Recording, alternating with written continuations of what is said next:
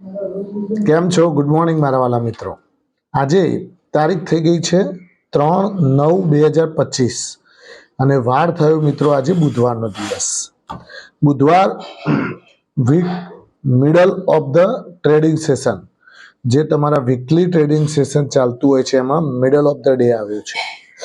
બધું જ સેટ થઈ ગયું છે. પહેલા 2 દિવસ તો પહેલો દિવસ સારો રહ્યો, બીજા દિવસે પાછું તેજી થઈને પાછું સુસુર્યું થઈ ગયું. એટલે આવું થાય છે. બજાર ઉપર ટકવાનું નામ નથી લેતું. બજાર ઉપર ટકવાની કોશિશ કરે છે પણ ટકી નથી શકતું. ઉપરથી વેચવાલી આવી જાય છે. તો આના કારણે મિત્રો આપણને થોડું પ્રોબ્લેમ્સ ક્રિએટ થતા હોય છે. છેલ્લે આપણો પોર્ટફોલિયો, સુધરેલો પોર્ટફોલિયો ડાઉન થઈ જતો હોય છે, ખરું ને? અને બીજી વસ્તુ કે બજારની અંદર અત્યારે અલગ અલગ ફેક્ટર કામ કરી રહ્યા છે. એક તો ટ્રમ્પ ફેક્ટર, એક જીએસટી રિફોર્મ ફેક્ટર, એક બાજુ આપણું જીડીપીના ડેટા કામ કરતા હતા. બધું જ ઈચ એન્ડ એવરી વસ્તુ ભેગી થઈ અને ગઈકાલે તો ઓટો એન્સિલરી શેરો, તમે જુઓ, જીએસટી રિફોર્મના કારણે જ્યાં જ્યાં ફાયદો થવાનો દેખાઈ રહ્યો છે એ શેરો હવે દોડવા લાગ્યા છે, રનઅપ કરતા જોવા મળ્યા છે. ગઈકાલે ઓટો એન્સિલરી શેરોમાં ટાયર શેરો જબરદસ્ત દોડતા જોવા મળ્યા. એમાં એમઆરએફ તો 1.5 લાખ ઉપર નીકળી ગયો. એમઆરએફનો ભાવ 1,53,900 રૂપિયા એક શેરનો ભાવ. ખાલી 50 શેર હોય તો જેવી મજા આવે, મજા આવે ને. પણ આ બધું હોલ્ડ કરીને રાખે કોણ? ખરું ને? એટલે મિત્રો બહુ ઘણા ગાંઠ્યા લોકો પાસે એમઆરએફના સારા એવા ક્વોન્ટિટીમાં શેર પડ્યા હશે. બાકી તો એક બે તો નોર્મલ બધા જોડે અમુક ક્યાંક ને ક્યાંક પડ્યા હોય, ખરું ને મિત્રો? હવે એફઆઈઆઈડીઆઈનો ગઈકાલની વાત કરી લઈએ. બજારની ગઈકાલે બજાર કેવું જોવા મળ્યું? ગઈકાલે બજારમાં ઉપરથી જે રિકવરી હતી, 100 અંક એક સમયે નિફ્ટી પ્લસ હતી, એ 45 અંક માઇનસ કેવી રીતે બંધ જોવા મળી. ઉપરથી બજાર સરકીને નીચે આવી ગયું. એના ઉપર ચર્ચા કરી લઈએ મિત્રો. તો ગઈકાલે બજારમાં નિફ્ટી 45 અંકના ઘટાડા સાથે 24,579 બંધ જોવા મળ્યો. સેન્સેક્સ મિત્રો 206 અંકના ઘટાડા સાથે 80,157 બંધ જોવા મળ્યું. હવે એફઆઈઆઈડીઆઈના ડેટા જોઈ લઈએ. તો એફઆઈઆઈએ ગઈકાલે શું કર્યું? 1,159 કરોડની એઝ યુઝ્યુઅલ વેચવાલી કરી કેશ માર્કેટમાં. 1,159 કરોડની વેચવાલી. ડીઆઈઆઈએ 2,549 કરોડની ખરીદારી કરી. એની ખરીદારીની પ્રોસેસ ચાલુ છે અને પેલા એફઆઈઆઈની વેચવાલીની પ્રોસેસ ચાલુ છે. કોન્સ્ટન્ટ વેચવાલી ચાલી રહી છે. એના કારણે જ બજાર ઉપર ટકી નથી શકતું.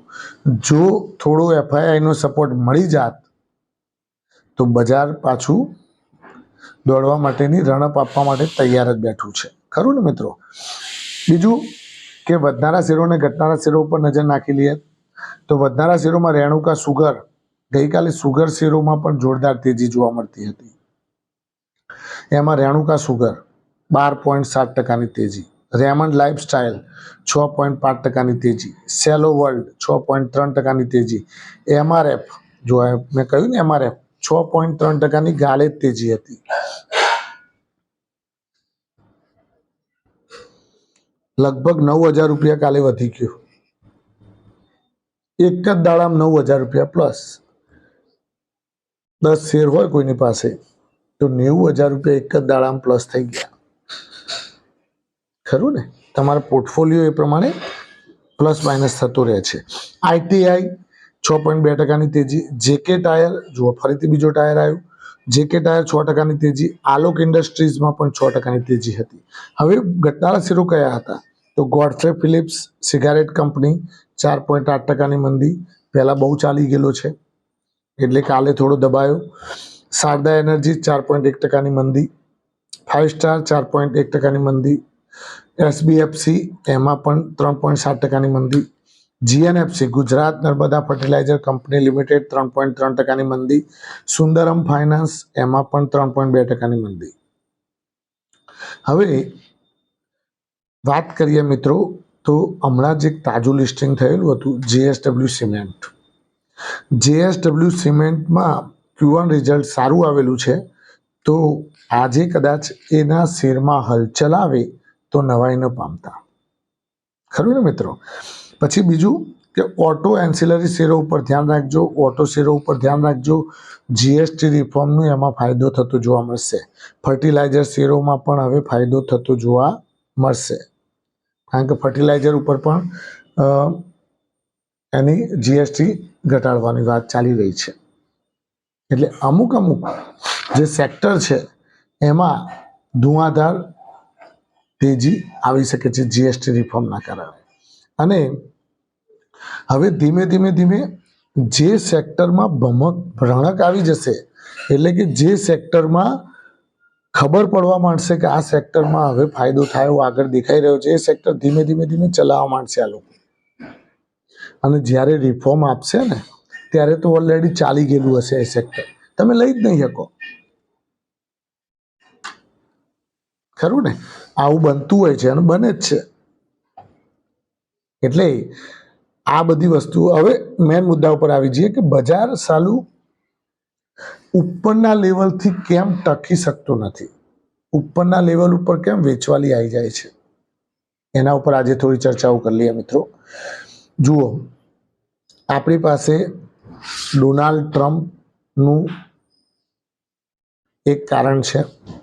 હવે ડોનાલ્ડ ટ્રમ્પે પાછી એક બીજી વાત પણ કરેલી છે કે ભાઈ કદાચ વર્તુળો ઉપરથી જાણવા મળેલું છે એમને કે કદાચ ફાર્મા સેક્ટર ઉપર, દવાઓ ઉપર જેટલી ઇમ્પોર્ટ થાય છે ઇન્ડિયાથી દવાઓ, એ દવાઓ ઉપર 200% ટેરિફ લગાવવાની વિચારણા કરી રહ્યા છે ટ્રમ્પ. કેટલા ટકા? 200% ટેરિફ લગાવવાનું વિચારી રહ્યા છે ડોનાલ્ડ ટ્રમ્પ. હવે 200% ટેરિફ લાગી જાય તો 100 રૂપિયાવાળી દવા સીધી 300 રૂપિયા થઈ જાય. હવે કોણ લે? કેવી હાલત થાય, વિચાર કરો તમે. એટલે ત્યાં પણ મોંઘવારી માજા મૂકશે અને બીજી દેશોની દવાઓ ત્યાં વધારે વેચાશે, કારણ કે આપણા દેશમાંથી જેટલી મોંઘી દવાઓ જશે તો કોઈ લેશે નહીં. એટલે આપણી કંપનીઓ હેરાન થઈ જશે, પરેશાન થઈ જશે, ખરું ને. એટલે વધારે પડતી આપણી દવાઓ અમેરિકામાં એક્સપોર્ટ થાય છે બલ્કમાં. સન ફાર્માસ્યુટિકલ તો શું કરે છે ખબર છે? એ તો એની દવાઓ જે છે એની નામ વગર જ દવા બનાવતા જવા દે છે, બલ્કમાં જવા દે, પેરાસિટામોલ લખેલું હોય. પછી ત્યાંની કંપનીઓ શું કરે? સન ફાર્માસ્યુટિકલ જોડેથી દવા મંગાવી, ત્યાંનો સિમ્બોલ મારે, ત્યાંનું સિક્કો મારે અને પછી ત્યાં વેચે, કારણ કે એ લોકો પાસે તો મેન્યુફેક્ચરિંગ છે નહીં, પોતાનું નામ આપે ત્યાં.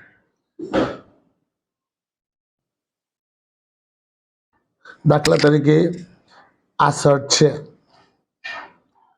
આ શર્ટ મારે મારા નામથી વેચવો છે, એટલે મેં શું કર્યું, 5000 ક્વોન્ટિટી શર્ટ મેં એક હોલસેલર પાસેથી મંગાવ્યા કે ભાઈ આ માલ કોઈને હાલવાનો નહીં તમારે.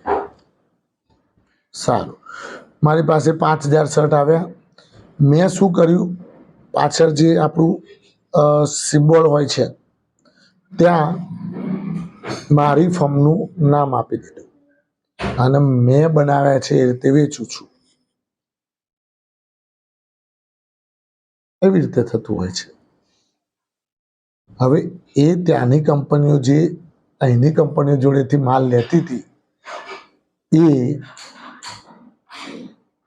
માલ ઊંચા ભાવે જશે તો કેવી હાલત થશે? એ લોકો લેશે. એટલે એક એ પ્રોબ્લેમ ના કારણે આપણે ઉપર ટકી શકતા નથી. આપણે ઉપર કોશિશ કરીએ છીએ ઉપર જવા માટે, પણ આપણને ઉપરથી નીચે ફેંકી દે છે. કોઈકના કોઈક એવા રીઝન લાવી દે છે. ઠોસ મજબૂત રીઝન આપણી પાસે એવું આવી જાય તો નિફ્ટી દોડતી થઈ જશે, અને એ આવી જશે, તમે જોતા રહી જશો અને મોટી તેજી કરી દેશે આ લોકો.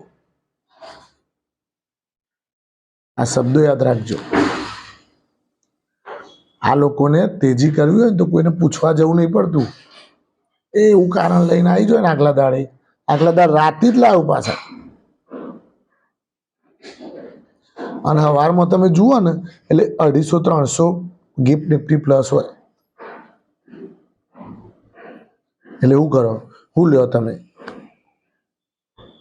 સીધું 5% ઉપર ખુલે બધું, બધા શેરો તમે લેવા જાઓ તો ફસાવો પાછા.